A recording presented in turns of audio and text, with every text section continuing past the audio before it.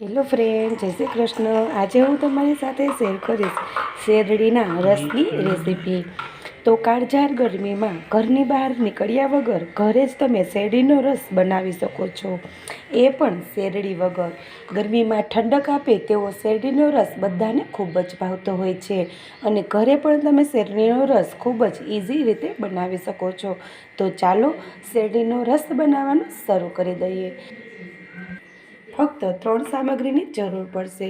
તો સૌથી પહેલાં મેં અહીંયા એકદમ ફ્રેશ ફુદીનાના પત્તા લીધેલા છે। ત્યારબાદ મેં અહીંયા દેશી ગોળ લીધેલો છે। તમે જોઈ શકો છો કે એકદમ સરસ મેં અહીંયા દેશી ગોળ લીધેલો છે।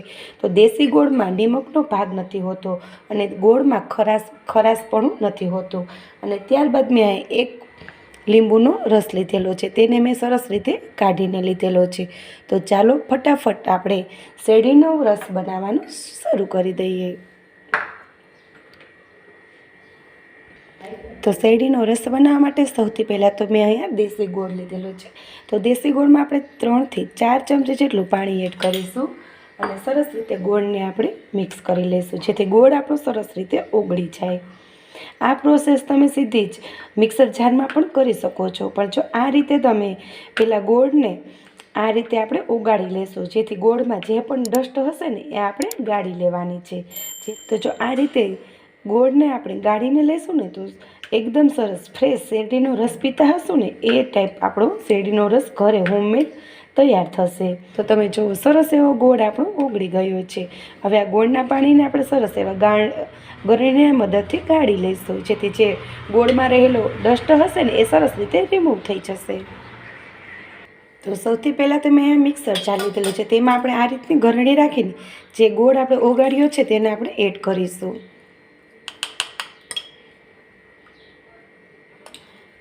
અને ત્યારબાદ આપણે એક લીંબુનો રસ લીધો છે, તેને પણ એડ કરીશું। ત્યારબાદ મેં અહીંયા 25 થી 30 ફુદીનાના આ રીતના એકદમ ફ્રેશ પાંદ લીધેલા છે, તે પણ આપણે એડ કરી દઈશું। ત્યારબાદ આપણે 1 ઇંચ આદુનો ટુકડો એડ કરીશું, તેને આપણે આ રીતના ઝીણું ઝીણું કટિંગ કરીને એડ કરી દઈશું। જો તમે પાઇનેપલ રસ પીવા માગતા હોય ને તો તમે આમાં પાઇનેપલના કટકાને એડ કરી શકો છો, એની ફ્લેવર પણ ખૂબ સરસ એવી આવે છે। ત્યારબાદ અડધી ચમચી જેટલો આપણે સંચળ પાવડર એડ કરીશું અને ત્યારબાદ અડધી ચમચી જેટલો આપણે ચાટ મસાલો એડ કરીશું। ત્યારબાદ આપણે 2 થી 2 ગ્લાસ જેટલું ઠંડુ પાણી એડ કરીશું। તમે જુઓ મેં અહીંયા આઈસવાળું એકદમ ઠંડુ પાણી લીધેલું છે, તે આપણે 2 ગ્લાસ જેટલું એડ કરીશું। તો આ લગભગ 3 ગ્લાસ જેટલો આપણો શેરડીનો રસ બનીને તૈયાર થશે અને સરસ રીતે બધાને આપણે ગ્રાઇન્ડ કરી લઈશું। તો આ રીતે મેં અહીંયા સરસ રીતે ગ્રાઇન્ડ કરી લીધો છે, તમે જોઈ શકો છો। તો એકદમ મસ્ત તાજગી ભર્યો શેરડીનો રસ આપણો તૈયાર છે। તો હવે આ શેરડીના રસને આપણે ગ્લાસમાં એડ કરી દઈશું।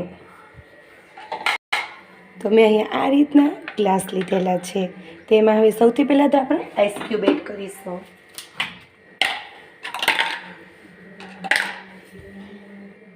આપણે જે શેરડી વગર શેરડીનો રસ બનાવ્યો છે ને તે હવે આપણે ગ્લાસમાં એડ કરીશું।